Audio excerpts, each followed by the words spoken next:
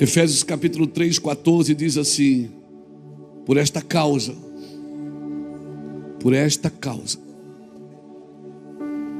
eu me ponho de joelhos diante do Pai, de quem toma o nome toda a família, tanto no céu como sobre a terra,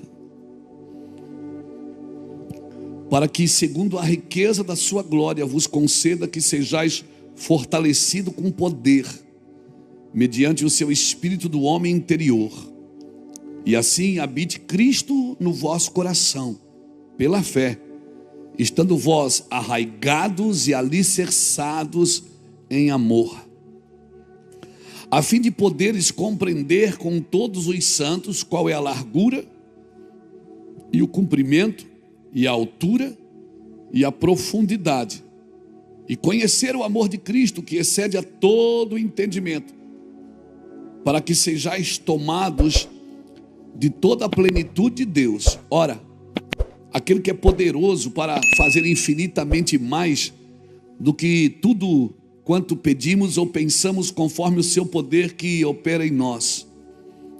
A Ele seja glória na igreja e em Cristo Jesus por todas as gerações, para todos sempre.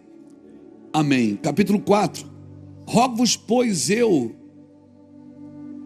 o prisioneiro no Senhor, que andeis de modo digno da vocação em que foste chamado, com toda a humildade e mansidão, com longanimidade, e suportando-vos uns aos outros em amor, esforçando-vos diligentemente por preservar a unidade do Espírito no vínculo da paz.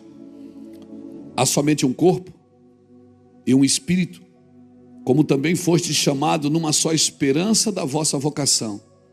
Há um só Senhor, há uma só fé, há um só batismo, há um só Deus e Pai de todos, o qual é sobre todos e age por meio de todos e está em todos. Aleluia. Aleluia. Meu Deus, o livro de Efésios é fantástico, né, irmãos? O livro de Efésios é talvez uma das cartas mais sobrenaturais de Paulo. Eu gosto muito de estudar Efésios. Ali tem para o patrão, tem para o empregado, tem para a esposa, tem para o marido, tem para o filho, tem para o pai, tem para a igreja.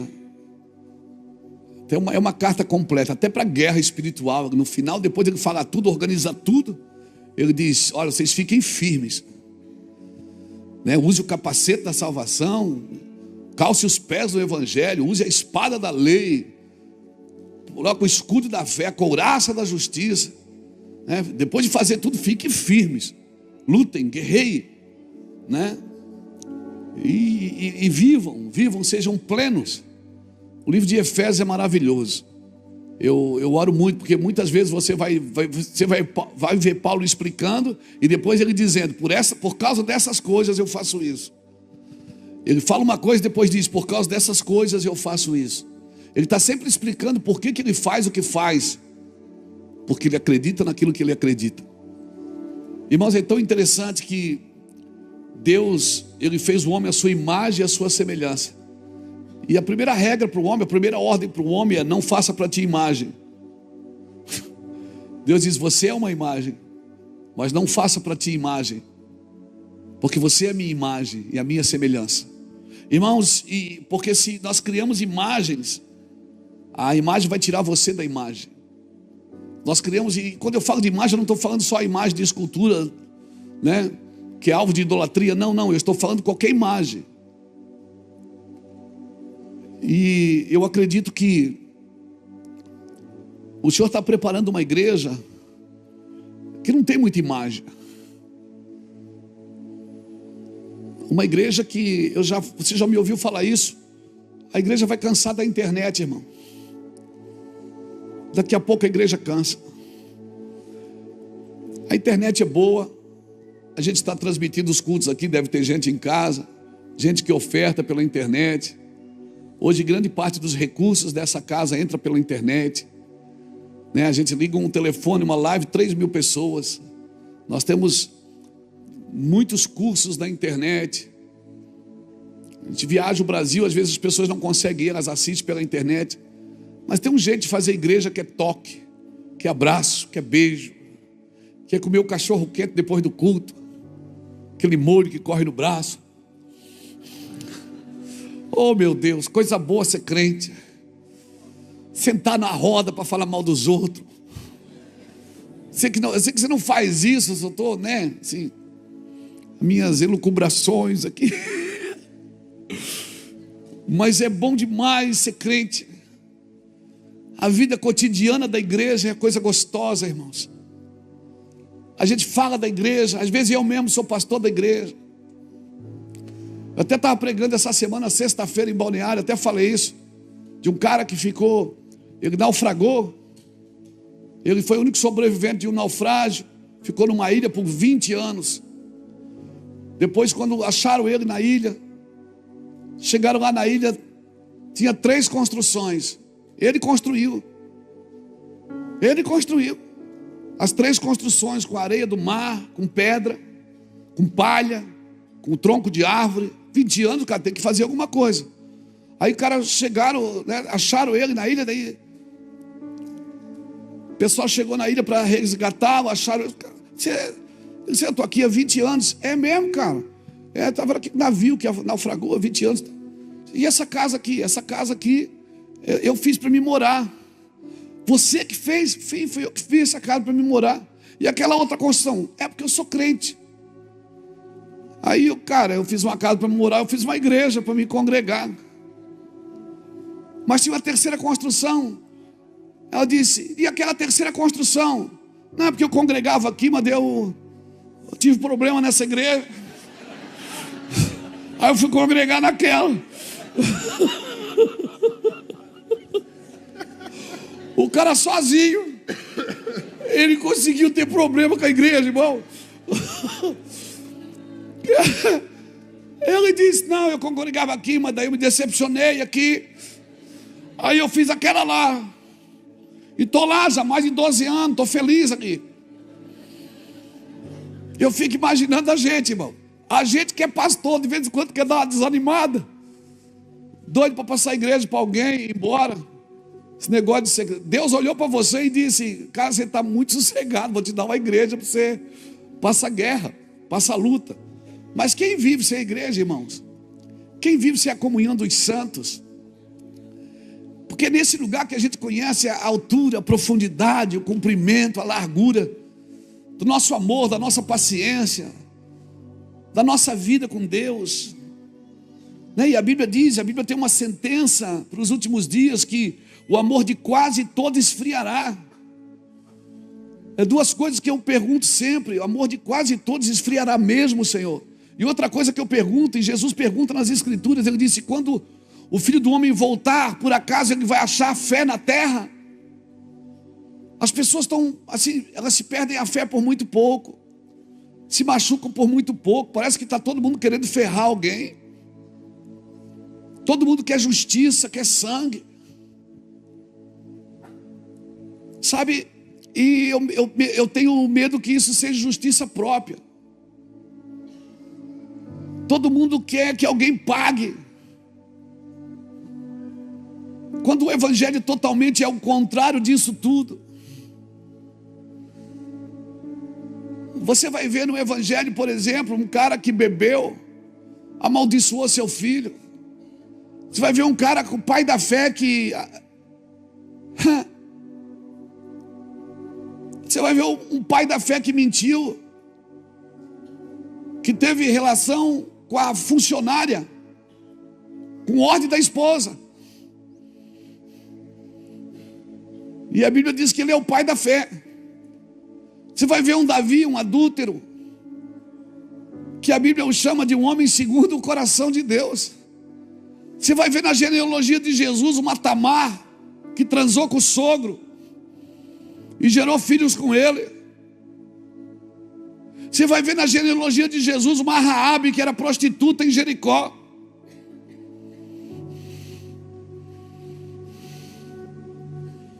Você vai ver na Bíblia assassino virando profeta.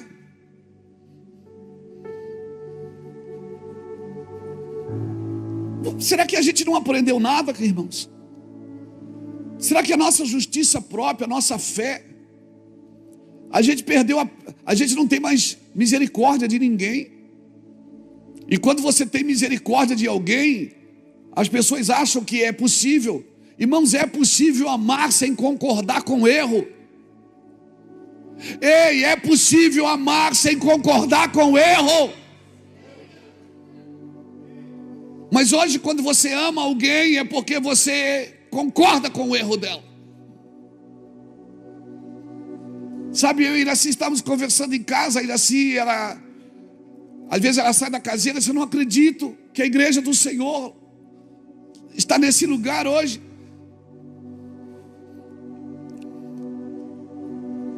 A igreja do Senhor, que era a igreja misericordiosa, a igreja que matou um inocente, que entregou a sua vida para que eu pudesse estar aqui. Quanto mal eu fiz para pessoas, quanto mal eu fiz para a gente. Quantas pessoas entraram nessa igreja aqui, que eu tive relacionamento íntimo com elas. Minha esposa sentada aqui na primeira fila. Quantas pessoas que entraram aqui, que eu sabia quem matou o filho dela, quem chutou, quem assaltou. Eu sou da cidade, irmão. Eu tenho 57 anos. Quantas pessoas que entraram aqui na igreja, eu corria para o colo da Iraci ou para o colo do Jackson. Jackson, ora comigo. Por quê? Porque fulano de tal chegou aqui.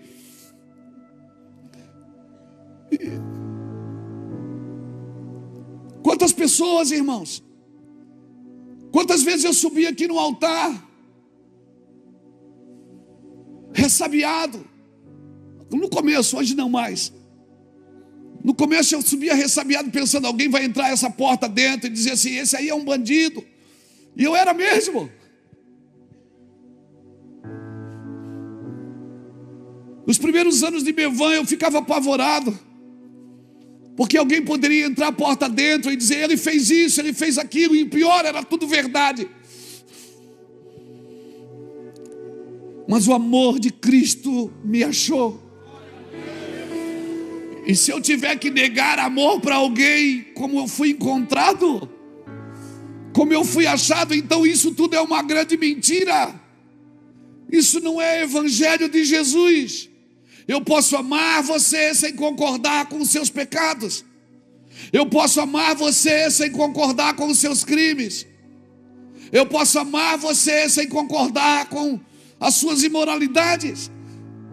Mas eu posso amar você, e se eu te abraçar e beijar, não significa que eu concordo, significa que eu te amo. Mas nós preferimos criar barreiras, não nos envolver, porque nós temos medo de uma reputação que está pregada na cruz. Uma reputação que está pregada na cruz. O meu Jesus tinha fama de ser amigo de pecadores.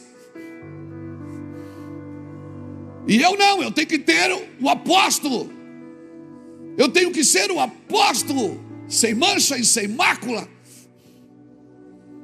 Porque essa é o protótipo de um homem perfeito que a igreja desenhou. Não, irmãos.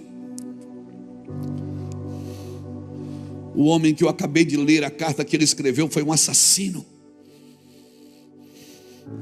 Arrastava mulheres, crianças, matava famílias inteiras porque elas adoravam a Cristo. E ele se tornou um homem que um dia encontrou Jesus.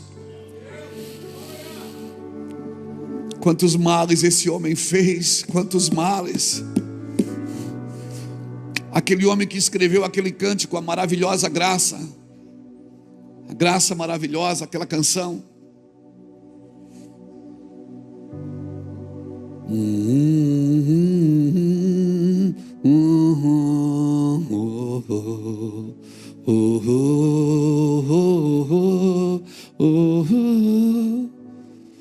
Esse homem era um mercador de escravos.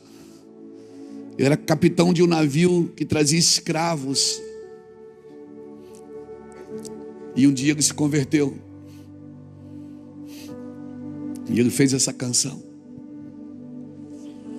E essa canção ela é só tocada nas teclas pretas do teclado.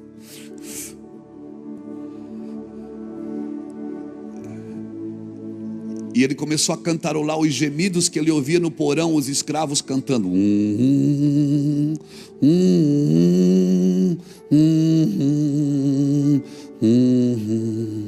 E esse homem um dia estava dando um testemunho em Nova York. E alguém ficou de pé e disse: meu pai foi um dos homens que você trouxe. Deixa eu te falar, irmãos, a maravilhosa graça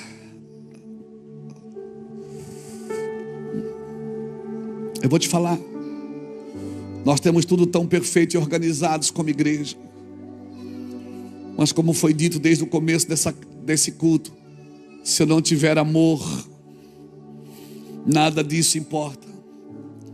Então eu quero pedir que você lute por essas duas coisas. Duas coisas que nós temos que lutar para que não aconteça na nossa vida. Às vezes nós estamos gerando proteção em lugares que nós temos que gerar condição. E estamos gerando condição onde nós temos que gerar proteção. Irmão, o evangelho é para dar condição das pessoas se desenvolverem. O evangelho é para dar condição para as pessoas voltarem para Cristo, aceitarem a Cristo.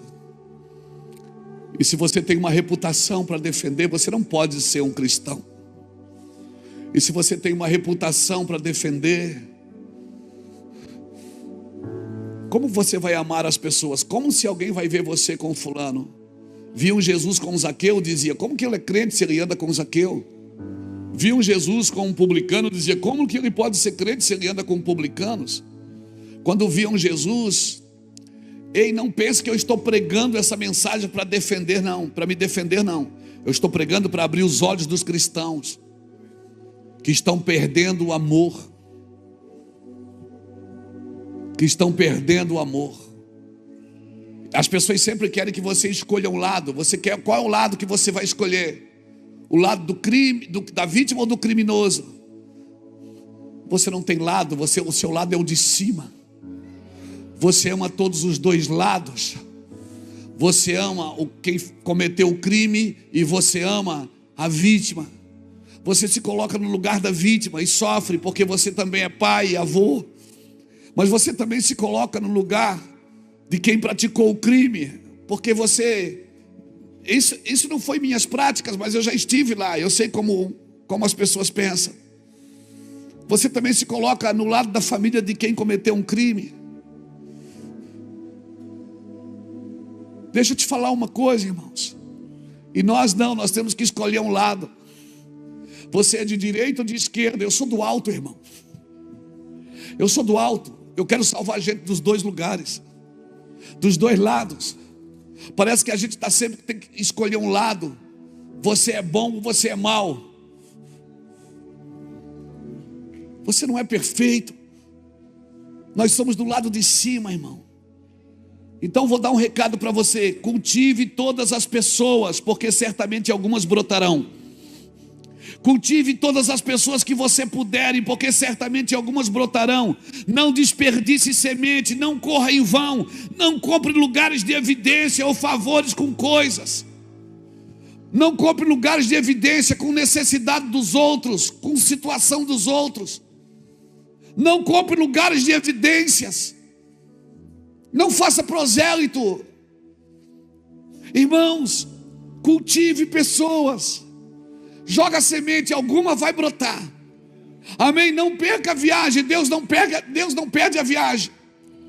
Deus não perde a viagem. Amém, irmãos? Mas quer que eu ganhe se eu amar uma pessoa que não merece o meu amor? Você ganha. Aqui na casa, aqui no restaurante comunitário, aqui. Hoje eu não consigo mais fazer isso, viajo muito, mas eu ia ali toda semana, para não dizer todo dia. Toda semana, principalmente quando era aqui atrás, a gente dava a palavra. Todo o Júnior começava a dar a palavra, eu vinha dar uma palavra. O restaurante ali, um dia eu estava ministrando. Aí tinha o irmão, o Zé. O Zé vinha com papelote de crack e dizia assim: ei pastor, tudo bem? Eu disse: tudo bem. Ô pastor, posso fazer uma pergunta? Eu disse: pode. Por que vocês dão comida para nós? Eu digo: você precisa comer, Zé. Ele disse: não, você quer levar nós para a tua igreja, fala a verdade. Eu digo: não, Zé, não quero levar você para a igreja. Ele disse: até porque a gente não tem nada para dar para vocês, né? Ainda me zoou ainda tirou uma onda. Eu disse: não, Zé, não tem nada a ver com isso. A gente dá comida para vocês porque vocês precisam comer. Ele disse: tá, mas eu vou sair daqui, ó, tirou a pedra do bolso. Eu vou fumar essa pedra aqui. Eu disse: pior para você. Pelo menos se você fumar pedra, você vai fumar de barriga cheia. Ele disse: então você está perdendo tempo. Eu disse: por quê? Porque vocês estão dando comida para mim, ó. Cara, eu não quero mudar, eu amo essa vida, eu gosto da rua. Eu digo: mas você não precisa comer? Eu disse: então deixa a gente dar comida para você. Ele disse: mas é perca de tempo. Eu disse: Zé, Deus não perde tempo. Porque se você que vem aqui comer não é transformado, nós que estamos dando a comida estamos sendo transformados. Porque nós estamos perseverando até o fim. Nós estamos acreditando, Zé, que um dia ele começou a chorar, irmãos. Ele começou a chorar. Não passou alguns dias, ele procurou o meu irmão Júnior. Foi para a casa de recuperação, trabalhou aqui com a gente. Aqui ficou 2 ou 3 anos trabalhando aqui na igreja. Então lance a semente na terra. Alguém vai brotar, meu irmão. Alguém vai brotar. Por essas coisas é que eu me ponho de joelhos. Você acha que eu fico de joelho para a igreja crescer? Você acha que eu fico de joelho para Deus me dar alguma coisa? Não. Para que a semente brote, para que a semente do evangelho brote. Porque eu fui chamado, você foi chamado para encorajar, respaldar e inspirar pessoas a amar a Cristo. Nós fomos chamados para isso, irmãos. Assim fazem as pessoas que governam com o coração de Deus. Irmão, Deus vai fazer tudo por você. Você crê que Deus faz tudo por você? Ele faz, mas Ele não vai fazer o que é para você fazer. O que é para você fazer, Deus não fará, meu irmão. Deus não fará. Mas por que o mundo não leva a gente a sério como igreja, pastor? Porque nós, como igreja, precisamos levar Deus a sério. Para o mundo levar a gente a sério, nós precisamos levar Deus a sério. Faz um voto? Faz. Falou que vai cumprir? Cumpre. Falou que vai orar? Ora. Falou que vai renunciar? Renuncia. A igreja ela não necessita aprender com as demandas do mundo. A igreja aprende com Cristo. E a maneira de Deus alcançar, a maneira de Deus para alcançarmos justiça e santidade é renúncia, irmão. A maneira que a gente tem para alcançar justiça e santidade é renúncia. É primeiro pela entrega, depois pelo esforço. Não adianta ter esforço se não tem entrega. Eu sempre digo uma frase aqui, que Deus só dá reforço aonde tem esforço. Se não tiver esforço, Deus não dá reforço, irmão. Sabe que tem pessoas que Deus coloca do seu lado para treinar você? Para treinar você em amor, para treinar você em perseverança, para treinar você em longanimidade. Amém? Para a gente aprender a andar em lugares espirituais. O culto estava rolando aqui, os irmãos profetizando, porque eles não cantaram hoje eles profetizaram. Estavam profetizando o que está acontecendo. Estava conversando com o Fábio ali, e vai gerando um ambiente espiritual, irmãos. E nós temos que cuidar, porque num ambiente espiritual, eu e você não podemos liberar e nem cantar e nem liberar palavras que nós não estamos comprometidos com ela. Porque num ambiente espiritual a gente vai liberando palavra. À medida que o Espírito vai enchendo a gente vai ficando facinho, a gente começa a liberar palavras. Só que nós não podemos cantar e liberar palavras que nós não estamos comprometidos com ela. Porque eu e você já conhecemos o amor que nos salvou, amém? Sabe por que você está aqui? Porque você foi salvo. E você foi salvo por um amor que você já conhece ele. Só que tem um amor mais profundo que eu e você precisamos conhecer para Deus salvar os outros através da gente, irmãos. O amor que te salvou, esse você já conhece. Mas tem um amor que precisa passar por você, criar raízes em você para que você salve os outros. E esse amor é muito profundo. São dimensões. Ele é dimensional, irmãos. Por isso, esse amor. Então as pessoas querem saber o que você acha. O que você acha disso? O que você acha daquilo, irmãos?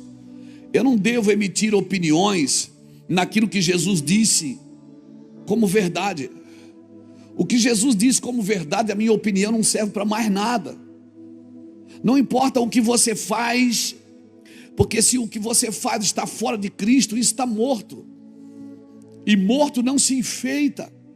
Quem enfeita o morto é a funerária. Morto ele ressuscita ou não. Amém? Amém? Você está me entendendo?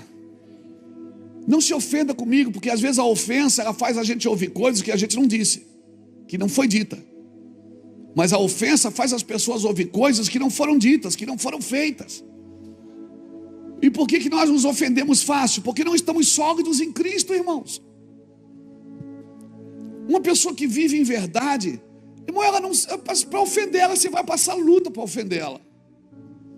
Por quê? Porque ela sabe que porções do que ela está passando são necessários passar. Por quê? Porque esse é o gatilho de Deus para te manter em humilhação. Deus tem um gatilho que vai te manter em humilhação, vai te manter, sabe, em humildade. E isso tem a ver com perseguição, meu amigo. É necessário que essas coisas aconteçam. E agora, toda vez que você for se justificar, é porque você não está aceitando o tratamento. Deixa Deus te humilhar, irmão.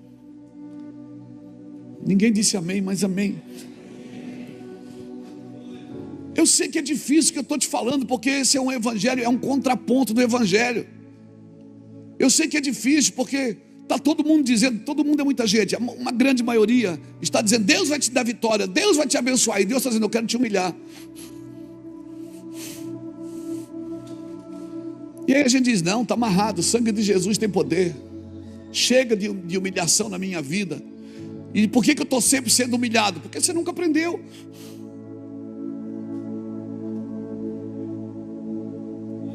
Eu tenho sempre uma resposta para dar, um argumento para me defender. E quem é bom de argumento é ruim de arrependimento.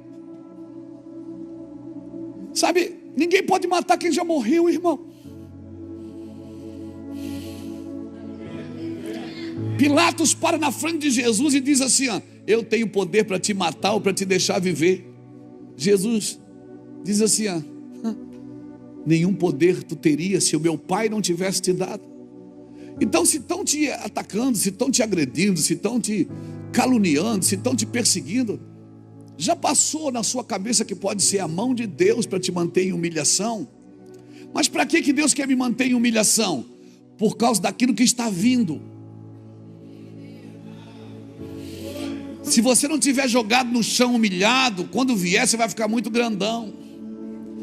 Então às vezes Deus tem que te manter lá embaixo, no chão, para quando chegar aquilo na sua mão, você celebrar.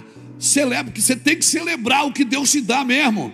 Celebra mesmo e, amém, celebra mesmo. Come a comida doce e bebe a bebida doce, porque essa é a tua porção aqui na terra. Celebra mesmo, aleluia. Tira selfie. Ai, que lindo. Comprou uma roupa nova, tira selfie.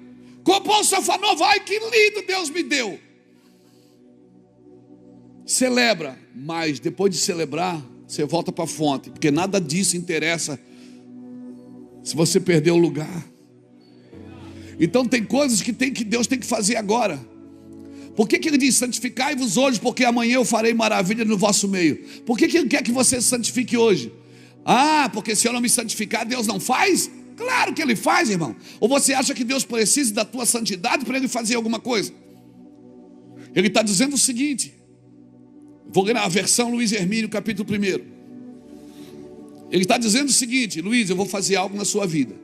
Se você não se santificar hoje, quando esse algo chegar, você não vai perceber, e não vai desfrutar, e não vai estar à altura daquilo que eu vou fazer na sua vida. Então eu preciso te humilhar agora, eu preciso pisar em você agora, eu preciso preparar assim umas pessoas para te bater, para você ficar no chão. Pode ser assim, Luiz? É nós. Você está me entendendo? Mas daí não, aí quando começa assim, você vai para a igreja fazer campanha. Para de sofrer, porque você quer se livrar do tratamento. Uma vida sem aflição não tem nenhuma semelhança com Cristo. Uma vida sem aflição não tem nenhuma semelhança com Cristo. Eu não sou franciscano não, eu gosto da alegria, eu gosto da celebração. Ei, como é bom ser feliz, como é bom ser alegre. Aleluia. Liga o som, bota uma música, vai dançar, faz uma comida boa. Eita, poder de Deus. Aleluia.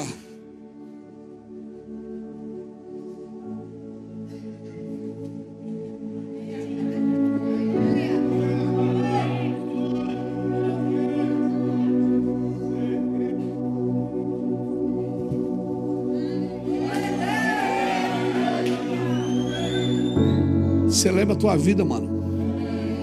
Celebra. E morra de inveja quem quiser morrer de inveja.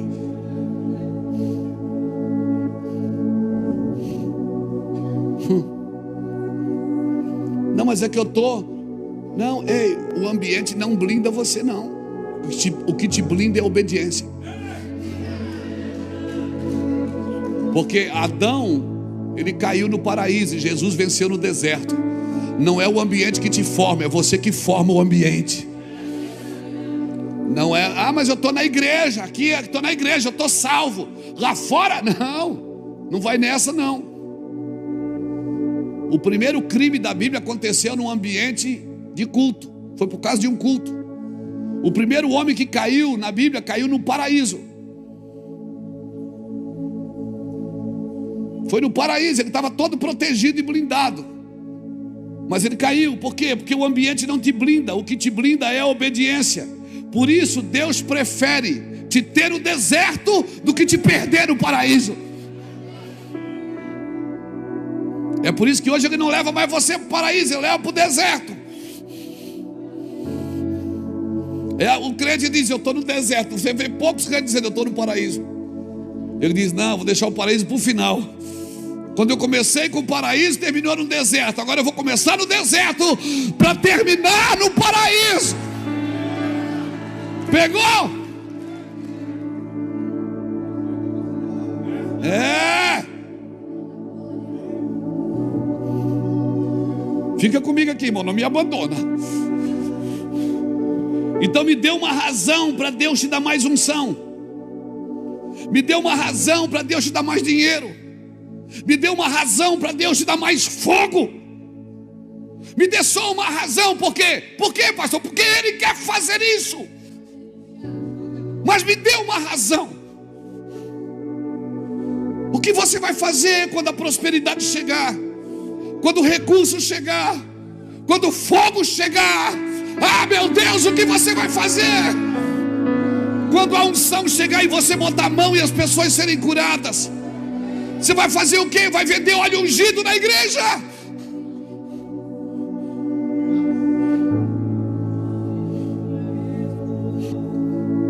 E quando você ficar famoso, você vai cobrar para ir nas igrejas? Então me dê uma razão para Deus te dar dinheiro. Para quê? Para quando você tiver pisar nos outros que não tem.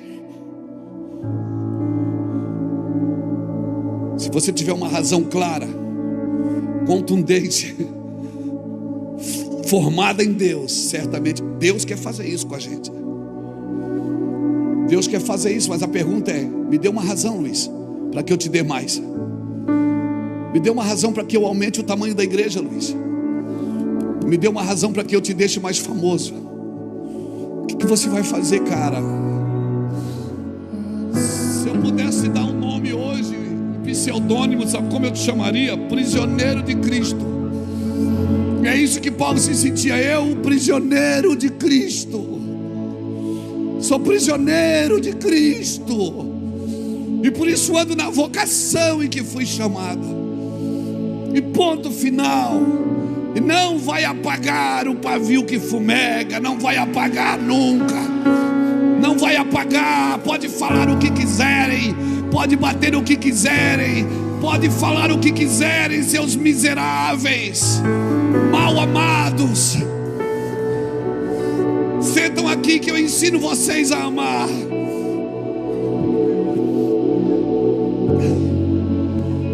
Não vou deixar apagar o pavio que fumega. Não vai apagar nunca. Nunca.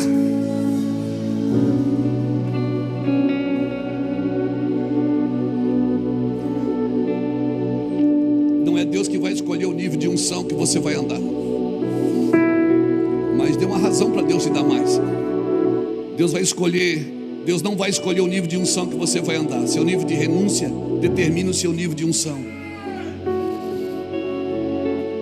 E se alguém que tem a intenção de nos orientar e nós nos ofendemos, isso só tem um nome: ego. Quando alguém tem uma intenção bíblica e de Deus de nos orientar a amar, e nós temos problema com isso, isso tem um nome, se chama ego.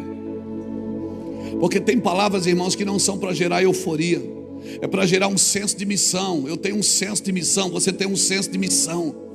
E quando você perceber que você está perdendo o senso de missão, você tem que parar tudo e aquecer o fogo. E você, se precisar, força o choro.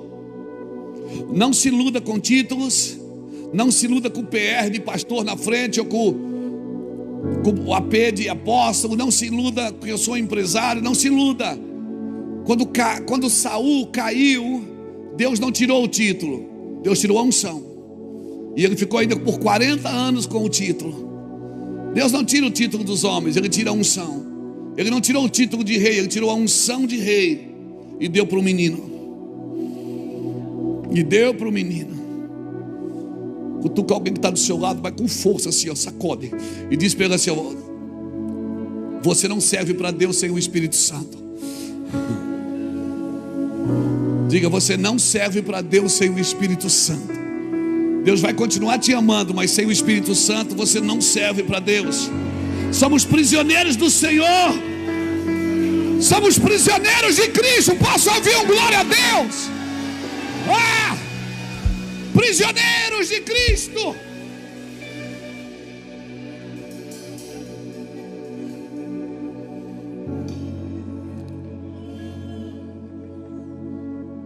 E como diz o profeta da Filadélfia, Rocky Balboa, não é o quanto você bate, é o quanto você suporta apanhar e levantar e começar de novo. Ei, já dizia o Rocky Balboa. Aí você escolhe se é o 2, o 3, o 4, o 5, o 6. Não espero o 7, porque eu acho que não vai ter. Rocky Balboa não está mais jogando boxe, ele está jogando dominó agora. Não é o quanto você bate, é o quanto você suporta apanhar. E na segunda-feira você ir lá, escovar seus dentes, lavar seu rosto e começar de novo. Dizer: eu estou aqui, Jesus. Vou fazer tudo de novo, Jesus. E dessa vez eu vou amar mais, eu vou fazer melhor. Eu vou amar mais, eu vou fazer melhor. Quem está disposto? Esse é o evangelho que eu conheço, é o evangelho da segunda-feira. É o evangelho que não me oprime em casa. É o evangelho que diz: eu vou fazer de novo, Jesus.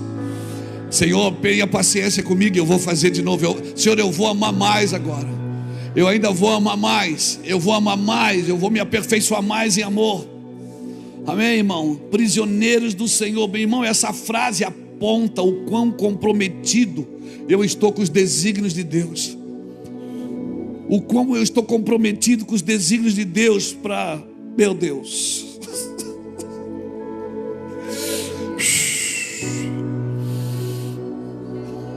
Agora ninguém se reconhece prisioneiro de Cristo sem uma consciência absoluta de comprometimento com a sua vontade. Se você não está comprometido absolutamente com a sua vontade, você nunca vai se sentir um prisioneiro de Cristo. Agora, só é possível falar de comprometimento absoluto quando há uma gratidão absoluta. Quando há uma gratidão absoluta. E graças a Deus, nós aprendemos isso. E a Iraci nos faz lembrar todo dia. Quando ela põe uma comida que a gente diz, só tem isso, ela diz, agradece. Quem já ouviu isso? Você só tem uma consciência de comprometimento absoluto se você tiver uma consciência de gratidão absoluta. Vai lá. Não haverá na sua vida nunca um compromisso integral, uma disposição inabalável, se não houver um senso de gratidão completa. Porque viver com Deus é uma condição primária para todo crente, irmão. Viver com Deus é uma condição primária. Não há vida fora daquilo que Deus propõe. Não há vida. Se Deus propôs para você vida, não há vida fora daquilo que Deus propõe para você. Você não vai conseguir viver fora daquilo que Deus propôs para você. E você vai ter que amar. Como eu disse e repito, amar não é concordar. Ou você acha que Deus concorda com tudo que você faz? Com tudo que eu faço, não concorda, mas Ele me ama. Ele tem ciúmes de mim. Diz a Bíblia que o Senhor, Ele me ama com doce amor, me atrai com cordas de amor. E eu vou dizer alguma coisa, não se assuste. Muitas doenças, muita patologia, talvez muitas delas, talvez quase todas delas, toda doença da alma, ela só existe porque falta senso de gratidão. Eu sabia que ia doer, mas muitas doenças da alma só existem porque falta senso de gratidão. Pessoas adoecidas por causa da ingratidão. Agora, para ter gratidão absoluta, tem que haver profundo senso de miséria acerca de si mesmo. Enquanto eu não tiver, não é miserabilidade, não é flagelo, mas enquanto eu não tiver um senso que eu sou, sem Cristo eu não posso fazer nada, sem Cristo eu sou um zero à esquerda, sem Deus eu não sirvo para nada, se Ele me tampar aqui eu morro em segundos. Se Ele tirar o fôlego de vida, não tem mais volta. Se eu não tiver um senso da minha miséria, eu nunca vou ter um senso de gratidão absoluta. Não há como ser absolutamente grato sem ser absolutamente dependente de Deus. Não faz a sua carne o seu braço forte. Maldito é este homem que faz a sua carne o seu braço forte. Mas bendito é o homem que confia no Senhor e anda nos seus caminhos. Então nunca diga no seu coração que foi o meu poder e a minha sabedoria que me deu essas riquezas. Mas antes saberás que foi o Senhor teu Deus que te deu poder para adquirir riquezas. Deuteronômio capítulo 8. Nunca haverá onde há uma mínima pessoa. Olha isso, irmão, guarda isso que eu escrevi aqui. Onde há uma mínima perspectiva de virtude própria, já há um fermento suficiente para comprometer a gratidão. Onde há um mínimo,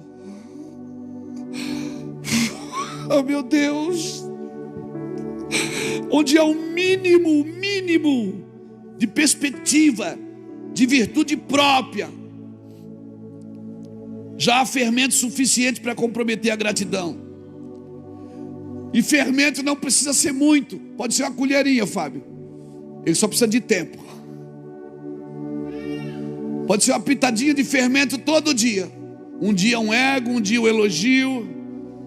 Um dia você tem que aprender. Como é que eu me livro disso? Transferindo honra.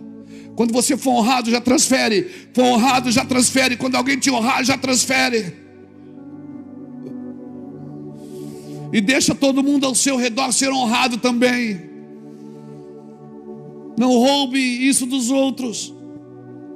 Você não tem uma consciência absoluta de dependência de Deus. Quando é que eu não tenho uma consciência absoluta de dependência de Deus? Quando eu tenho a mim mesmo por referência. Se eu sou a referência para mim mesmo, pronto, perdi. Por quê, pastor? Por isso que essa é a beleza do corpo, que um dependa do outro, que um veja e admire o outro. Levai a carga uns dos outros. Nem a sua carga você pode levar sozinho. E se você não pode levar sua carga, você não pode levar sua vida.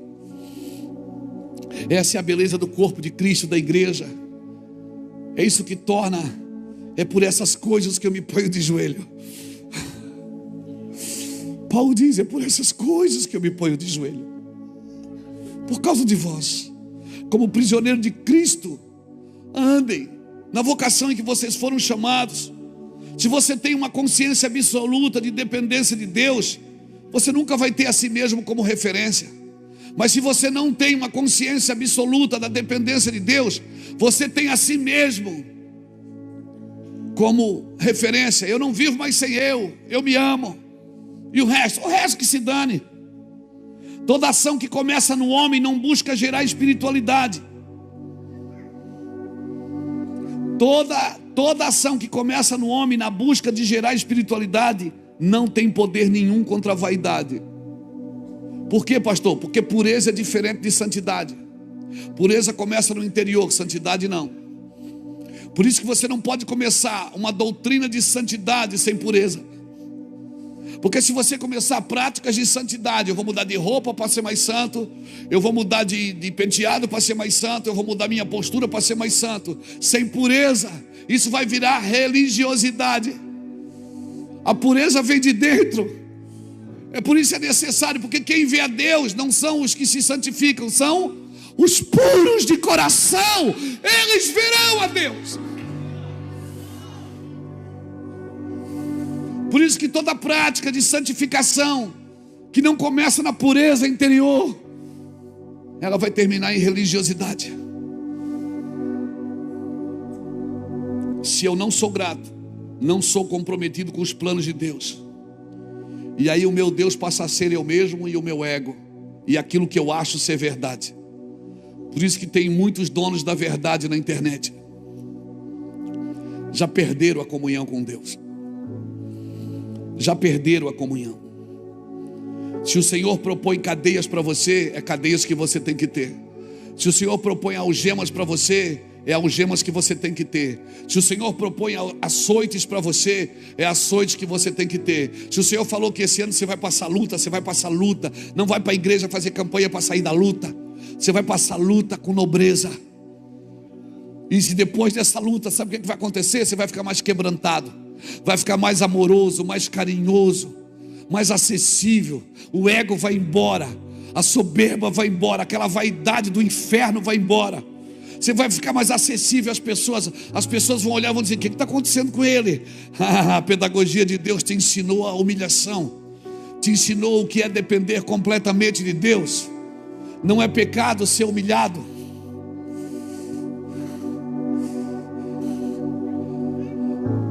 Não é pecado ser humilhado. Só somos prisioneiros do Senhor se somos absolutamente comprometidos. Só somos comprometidos se somos absolutamente gratos. Só somos gratos se somos totalmente dependentes do Senhor, reconhecendo a sua miserabilidade. Enquanto eu não reconhecer a minha miserabilidade, eu não posso entrar. Depois bota aqui para mim, para a gente terminando. Efésios capítulo 5, versículo 15 ao 18. Só do 15 ao 18 tá bom. E eu vou terminando aqui. Diz assim, Efésios 5, de 15 a 18. Portanto, vede prudentemente como andais, não como nécios, e sim como sábios, remindo o tempo, porque os dias são maus. Por esta razão, não vos torneis insensatos, mas procurai compreender qual a vontade do Senhor. E não vos embriagueis com vinho, onde há dissolução, mas enchei-vos do Espírito.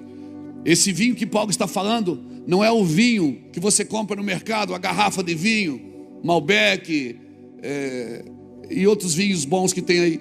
Não é esses. Não é o vinho em garrafa.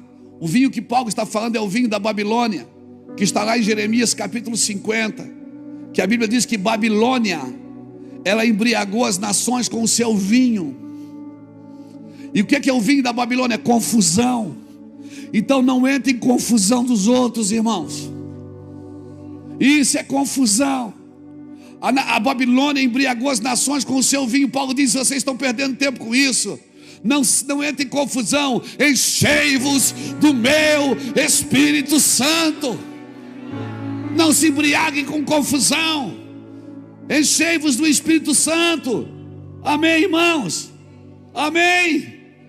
Por isso, um homem sem propósito, ele se distrai fácil com confusão, com prazer. Amém, amém, amém. Eu acho que a gente conseguiu fazer alguma coisa aqui hoje. Conseguimos? Vamos parar aqui então, chega.